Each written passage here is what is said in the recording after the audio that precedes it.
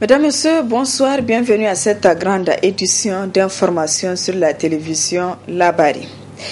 La ministre de la Défense de l'Allemagne a effectué une visite de travail ce lundi au Niger, une visite dans le cadre de la lutte contre le terrorisme dans le Sahel, particulièrement au Niger. Ursula Von a été reçue par le président de la République, Issoufou Mahamadou. Le compte-rendu de Hassan Saleh Mustafa et Ibrahim Abdou.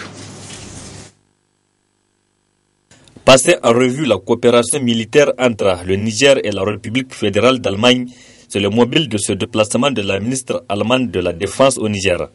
Cette visite intervient au moment où les pays du G5 Sahel se mobilisent pour rendre opérationnelle une force militaire qui aura pour mission de combattre le terrorisme et autres crimes organisés dans la zone. C'est pourquoi l'Allemagne décide de soutenir notamment ces pays, particulièrement le Niger, pour atteindre l'objectif.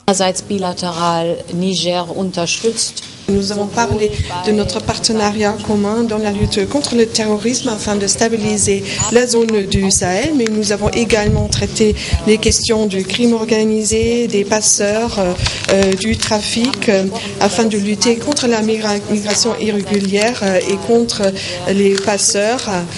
Ceci en proposant des meilleures perspectives aux citoyens ici afin qu'on puisse leur garantir un avenir dans leur patrie. Nous avons également parlé du concept commun, c'est-à-dire le soutien bilatéral de la part de l'Allemagne et de la France pour soutenir le Niger dans ses efforts de protéger les frontières. Ceci commence par des camions et des motos et cela va jusqu'aux moyens de communication, en l'occurrence des téléphones satellites. Et nous avons également parlé d'investissements qui sont nécessaires pour un développement économique, pour que dans le cadre de la lutte contre le crime organisé, les citoyens sur place constatent qu'on peut leur proposer un meilleur avenir par un développement ici qui leur permet de rester dans leur pays. La République fédérale d'Allemagne a récemment décidé de l'ouverture d'une base logistique militaire au Niger dans le cadre de la lutte contre le terrorisme. Notons que la ministre allemande de la Défense a mis à profit sa visite au Niger pour visiter le camp de la garde nationale qui va certainement bénéficier des fruits de la coopération militaire entre Niamey et Berlin. La ministre des Armées de la France est également en mission au Niger, toujours à ce jour lundi. Florence Parly a été aussi reçue en audience par le président de la République. L'entretien a porté sur le combat contre le terrorisme dans le Sahel. Retrouvons Hassan Saleh Mustafa et Ibrahim Abdou. Après N'Djamena au Tchad hier dimanche, la ministre française des Armées, Florence Parly, est arrivée à Niamey ce lundi dans le cadre de son périple dans certains pays du Sahel. Objectif visé à travers ce déplacement, échanger avec les chefs d'État des pays visités sur le combat contre le terrorisme, mais aussi accélérer le processus pour rendre opérationnel la force du G5 Sahel pour combattre le terrorisme et lutter contre le trafic qui contribue à l'instabilité de la région. Florence Parly a aussi profité de cette occasion pour visiter l'opération Barkhane au Sahel. Avec le président Issoufou, elle a réaffirmé sa détermination et la détermination de la France à appuyer les pays du G5 Sahel dans ce combat. Je voulais avant toute chose assurer le président Issoufou du soutien extrêmement fort de la France face à l'initiative que les pays du G5 Sahel, poussés par le Niger, ont bien voulu prendre, puisque cette initiative va se concrétiser très bientôt par la constitution effective d'une force conjointe qui va pouvoir assurer par elle-même la lutte contre le terrorisme et la défense de ses frontières. Alors en disant cela, bien sûr, je ne remets pas du tout en cause la présence de la force Barkhane qui continuera d'œuvrer aux côtés de la force conjointe du G5 Sahel. Et je voulais bien sûr me rendre compte en tant que ministre des armées françaises de la base aérienne projetée que nous avons ici à Niamey, grâce encore une fois à l'accueil très bienveillant et efficace des autorités nigériennes. Ce déplacement de la ministre française des Armées intervient un mois après le sommet du G5 Sahel le 2 juillet dernier à Bamako au Mali, où la France s'est engagée à aider les pays de cet espace à une montée en puissance de la force mixte. Après Niamey, Florence Perli sera à Bamako, dernière étape de sa mission. Un collectif des organisations socio-professionnelles de la région de Difa a rendu public un mémorandum dans lequel ce collectif interpelle les autorités relativement à la dégradation de la situation socio-économique et sécuritaire qui devient de plus en plus inquiétante. Un extrait de ce mémorandum. Comité régional des veilles et les organisations de la société civile de Difa.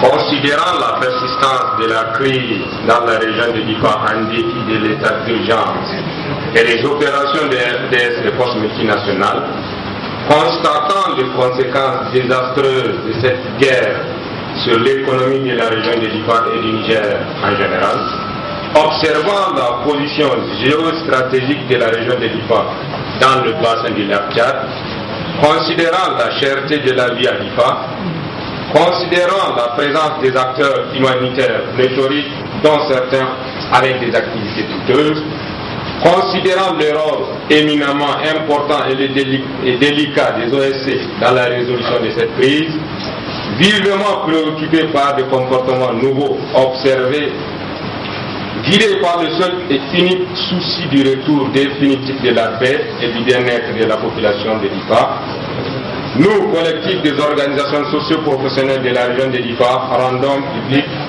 le mémorandum dans la teneur suite. Le collectif recommande au gouvernement et à ses partenaires de procéder à une évaluation de l'état d'urgence et de lever ou d'alléger toutes les mesures prises pour juger de la pertinence de celles ayant négativement affecté la vie socio-économique. 2. Garantir la continuité et la délivrance des services publics, éducation, santé, eau potable, alimentation dans toute la région, tout en portant une attention particulière aux questions de développement socio-économique de la région. 3. Soutenir la population pour réduire les effets immédiats de la crise et protéger les moyens d'existence des populations vulnérables et directement affectées en accompagnant les victimes des mesures d'exception. À l'occasion de la célébration de la Journée mondiale des personnes handicapées ce jour 31 juillet, l'Association nigérienne des personnes handicapées locomoteurs a organisé une cérémonie à son siège. Objectif à mettre à profit cette fête pour lancer son cri de cœur. Le compte rendu de Nafisa Yahya et Cheibou Guisso. Célébré le 31 juillet de chaque année, la Journée nationale des personnes handicapées se déroule cette année à Tawa pour la cérémonie officielle. Mais qu'à cela ne tienne à Niamey, l'Association des personnes handicapées locomoteurs n'est pas restée en marge de cette célébration. La journée, on l'a faite parce qu'il y a la fédération qui s'est déplacée sur Tawa. Parce que cette année, la fête doit se passer à Tawa.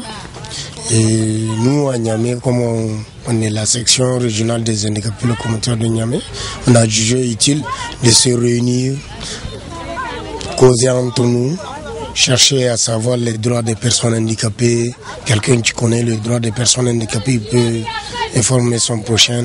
Voilà, on va discuter sous forme d'un thé débat, on va préparer, manger et après, voilà. Pour nous, c'est pas avec l'avis du gouvernement. C'est nous, la section, parce que la fédération elle s'est déplacée et la section régionale a décidé de se réunir entre eux pour faire ça. Vous voyez, il y a uniquement les personnes handicapées locomoteurs. Et pourtant, c'est la fête des personnes handicapées, y compris les sourds, les aveugles, les albinos. Dans cette intervention en langue, la présidente des femmes handicapées du Niger a tenu à dénoncer le fait que malgré son statut, elle ne soit associée à la prise de décisions relativement à cette fête nationale. Sallar 31 jiya duka in ana yin ta. Wani lokaci duka ana shawarta mana wani bai in za a yin shi, amma daga bayan gare gaskiya ba a shawarta mana. Nous sommes celles qui travaillons dans cette maison. Même les contributions, nous ne les voyons plus. Alors que c'est nous qui sensibilisons les personnes handicapées pour ne pas s'adonner à la pratique de la mendicité pour le développement de notre pays. Enfin, l'association des personnes handicapées lance un appel à l'endroit des autorités de leur venir en aide afin de lutter contre la mendicité des personnes handicapées. En marge de la célébration de cette journée, la sous-section de l'Association des handicapés locomoteurs du 1er arrondissement de Niamey a procédé cet après-midi à l'inauguration d'un centre de formation professionnelle pour les jeunes handicapés. Le résumé de cette cérémonie avec Adam Ousmana et Abdou Nasser Seydou. Permettre aux jeunes handicapés locomoteurs du 1er arrondissement de la capitale de prendre leur destin en main afin de se passer de la mendicité. Tel est l'objectif visé par l'association des handicapés locomoteurs à travers la création d'un centre de formation professionnelle pour cette importante couche des personnes en situation d'handicap. Un centre dont l'inauguration fait l'objet de la présente cérémonie au cours de laquelle le secrétaire général de l'association des handicapés locomoteurs section de Niamey n'a pas manqué de souligner l'importance du dit centre. Ceci est une initiative de la section régionale des handicapés locomoteurs de Niamey et s'inscrit dans le cadre de son programme d'insertion professionnelle des jeunes handicapés de la ville de Niamey. L'aboutissement de ce centre se concrétise grâce à l'appui technique et financier des autorités communales, des partenaires et de la contribution propre de la section ANHL, qui est l'Association nationale des handicapés locomoteurs de la région de Niamey. Ce centre a une superficie de 5 mètres carrés et équipé de quelques matériels. Il aura pour vocation la formation des jeunes handicapés sans distinction, ce qui leur permettra d'éviter de tendre la main. Cette action se poursuivra par la section Association nationale des locomoteurs dans les autres arrondissements communaux de la ville de Niamey. Prenant la parole à son tour, le maire du 1er arrondissement communal a tenu à rassurer les membres de l'association des handicapés locomoteurs du soutien sans faille de sa municipalité pour leur mieux-être. Ce centre, le deuxième du genre dans notre arrondissement communal, contribuera sans nul doute à l'insertion professionnelle des jeunes handicapés de l'Ossougoungou et ses environs, ce qui réduira leur vulnérabilité et facilitera leur inclusion sociale. Il faut préciser que le centre est le fruit d'un partenariat entre la section des handicapés locomoteurs de la région de Niamey et l'arrondissement communal de Niamey 1. Nous nous réjouissons donc de l'aboutissement de cette action combien louable. Les actions de réduction de la vulnérabilité des personnes handicapées et leur insertion professionnelle et sociale figurent en bonne place dans le plan de développement communal de l'arrondissement. S'en est suivi l'inauguration officielle du centre de formation professionnelle de l'Ossougoungou pour handicapés locomoteurs et sa visite par les officiels. Un centre où les jeunes handicapés locomoteurs seront formés dans la confection de ballons, de chaises et lits, pour ne citer que cela. Les députés ont examiné et adopté le projet de loi portant sur le code pétrolier cet après-midi à l'hémicycle de l'Assemblée nationale. Les 132 députés qui sont présents ont approuvé ce nouveau code pétrolier. Le compte-rendu de Ismaël Moumouni et Halidou Bourema. Harmoniser les textes relatifs au code pétrolier afin de le rendre conforme au contexte actuel, et cela dans l'intérêt du pays. C'est à cette tâche que se sont attelés les parlementaires à travers ce vote unanime de tous les 132 députés présents en faveur de ce code pétrolier. Ce qui réjouit à plus d'un titre le ministre du Pétrole. Nous venons d'adopter le projet du nouveau code pétrolier pour l'adapter aux insuffisances et au développement du secteur. L'ancien code était devenu pratiquement presque obsolète après 10 ans d'utilisation. Nous avons constaté des lacunes, nous avons constaté des manquements, et ce sont ces manquements et ces lacunes que nous avons corrigés. D'abord en ce qui concerne l'attribution des blocs, la procédure d'attribution des blocs, pour qu'on ait des garanties que ceux qui prennent des blocs vont effectivement faire de la recherche pétrolière afin de pouvoir découvrir donc du pétrole. Nous avons modifié le contenu local pour qu'il y ait des retombées de l'exploitation pétrolière dans les zones concernées. Et on a créé à cet effet ce que nous appelons le programme pétrolier de développement communal et le programme pétrolier de développement régional. Ainsi, les sociétés pétrolières sont obligées, à travers ce programme, de contribuer au développement local. Ce code pétrolier nous offre aussi d'autres avantages, estime Fumakoy Gado. Nous avons également modifié le contenu local en ce sens que les opérateurs nigériens, les opérateurs économiques nigériens qui ont des entreprises qui travaillent dans le secteur pétrolier doivent désormais être privilégiés dans le cadre de la sous-traitance. Parce que nous avons constaté que les sociétés pétrolières ont tendance à amener des sous-traitants de leur pays et ils négligent nos opérateurs économiques qui n'ont pas de retombées de cette exploitation. Désormais, il les fait obligation à compétence égale que de donner les contrats aux Nigériens. Nous avons également modifié la protection de l'environnement.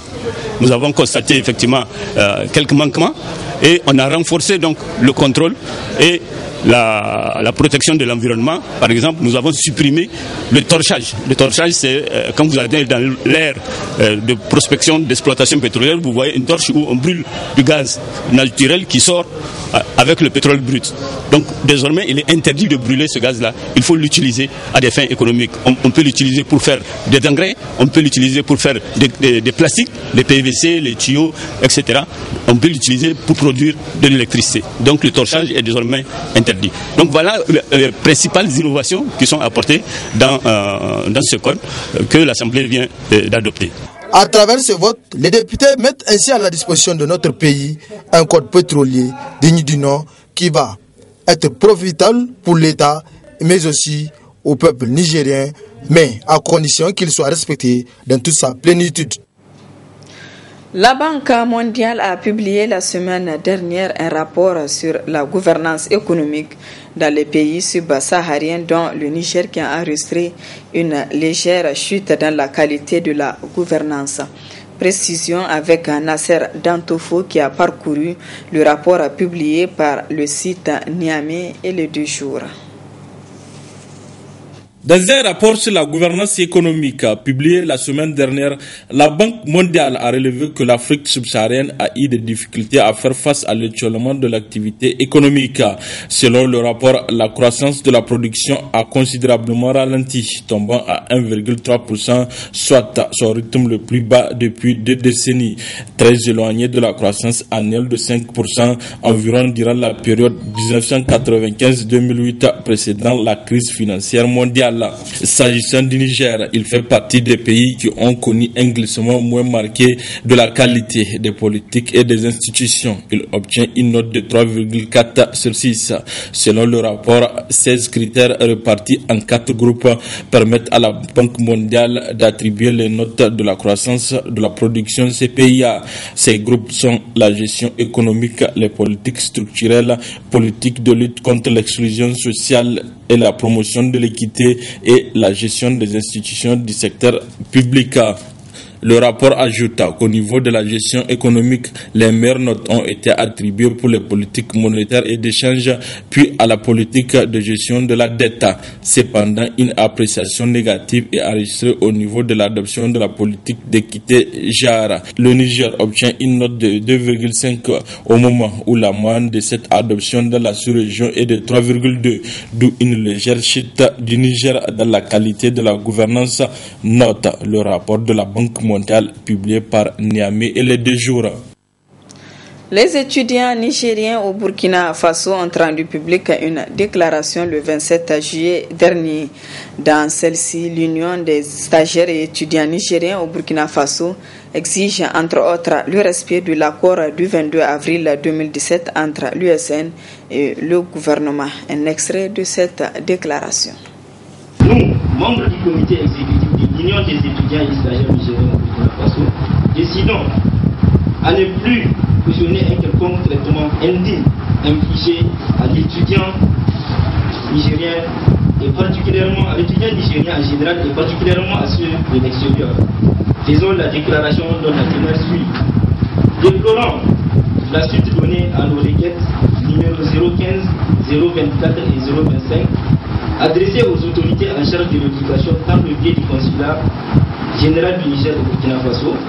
Condamnons avec la dernière énergie le retard qu'accuse le paiement de la deuxième et troisième bourse ainsi que celui des frais des scolarités de 2015 et 2016. Demandons une suite favorable à la plateforme revendicative des sections de l'extérieur de l'USN déposée à nouveau le 15 juillet 2017 au ministère de l'Enseignement supérieur, de la Recherche et de l'Innovation. Exigeons le respect de l'accord du 22 avril 2017 entre l'USN et le gouvernement dans son intégralité. Exigeons du gouvernement le paiement sans délai de la deuxième et troisième bourse avec celui des frais de scolarité de 2015 et 2016. Exigeons la cessation de l'indifférence de nos autorités face aux problèmes des étudiants nigériens à l'étranger et la discrimination entre les sections. Exigeons le financement des recherches et stages des étudiants nigériens inscrits à l'extérieur. Exigeons une évolution rapide dans le paiement de l'aide sociale des camarades qui sont dans les universités publiques du pays. Demandons que lumière soit faite sur les événements du 10 avril. Nous réitérons notre appartenance au Conseil général des sections de l'extérieur et notre soutien indéfectible à l'USN avec toutes ces sections tant de l'intérieur que de l'extérieur. Nous témoignons notre soutien aux camarades de Tawa, encore victimes des forces de l'ordre, suite à leur dernière sortie pour revendiquer leurs droits. L'Union des étudiants et stagiaires nigériens au Burkina Faso déplore les attaques dont est quotidiennement victime notre pays. Nous présentons nos condoléances au peuple nigérien en général, et particulièrement aux forces de défense et de sécurité, ainsi qu'à leurs familles, et leur apportons tout notre soutien dans leur mission de sécurisation du pays. Le Front pour la restauration de la démocratie et la défense de la République FRDDR a rendu public cet après-midi une déclaration. Dans celle-ci, l'opposition politique estime que le président de la République a commis un acte de haute trahison en refusant d'obtempérer à un arrêt de la Cour constitutionnelle à travers le report de la convocation du collège électoral. Un extrait de cette déclaration. Ce jour, lundi 31 juillet 2017, le peuple du Niger constate avec consternation et amertume la non-tenue de l'élection législative partielle dans la circonscription électorale ordinaire de Maradi, ordonnée par l'arrêt de la Cour constitutionnelle numéro 002/CC/ME du 7 mars 2017, le décret numéro 2017-329/PRN/MISP/DI/ACR du 5 mai 2017 portant convocation du collège électoral a été abrogé par le décret numéro 2017-525/PRN/MISP/DI/ACR du 16 juin 2017, portant report de cette convocation. Cette antinomie du dire « je convoque une première fois, puis j'annule la convocation par la suite » traduit un refus d'obtempérer à l'arrêt de la Cour constitutionnelle ci-dessus évoqué. Pourtant, La Constitution du 25 novembre 2010 dispose en son article 134 alinéa 1er, je cite, « Les arrêts de la Cour constitutionnelle ne sont susceptibles d'aucun recours. » Il lie les pouvoirs publics et toutes les autorités administratives, civiles, militaires et juridictionnelles. Pour que le respect de cet article soit absolu, le constituant nigérien a jugé utile de préciser aux alinéas 2 et 3 de l'article 142 ce qui suit. L'alinéa 3 dit « Lorsque le président de la République est reconnu coupable de crimes de haute trahison, il est déchu de ses fonctions. » Chers compatriotes, Issoufou Mahamadou tombe désormais sous le coup de cet article de notre Constitution parce qu'il vient de commettre un acte de haute trahison. Il incombe dès lors aux institutions de la République chargées de la mise en œuvre de sa destitution à prendre avec courage et dignité leurs responsabilités. Le FRDDR est donc en devoir d'en rendre compte publiquement et de prendre le peuple nigérien et l'opinion internationale à témoin quant aux conséquences qui en découlent de droit. Voilà, mesdames, messieurs, c'est sur cette déclaration que prend fin cette édition. Merci de l'avoir suivi et excellente soirée en compagnie du programme de la télévision Labari.